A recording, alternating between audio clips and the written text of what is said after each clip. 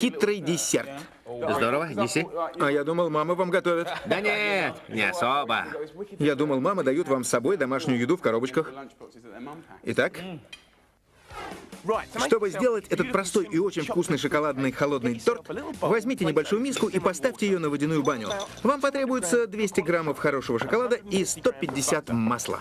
Влейте столовую ложку золотистого сиропа, это настоящая английская классика, или можно взять кленовый. В другой миске покрошите 150 граммов печенья, песочного, сдобного или диетического.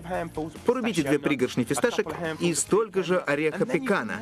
А дальше чистая импровизация. Засахаренные вишни, курага, меренги. В общем, делайте как хотите, дайте волю фантазии, но в разумных пределах. Шоколад расплавился, выливаем его в миску, как следует перемешиваем и разровняем. Теперь выложим форму на кулинарную пленку. Надо как следует утрамбовать, чтобы не оставалось пустот. Затем на час в морозилку, чтобы хорошенько застыл, и получится очень вкусный торт. Снимаете пленку, посыпаете какао, и можно подавать на стол. Порежем и будем наслаждаться. Ей-богу, очень вкусно.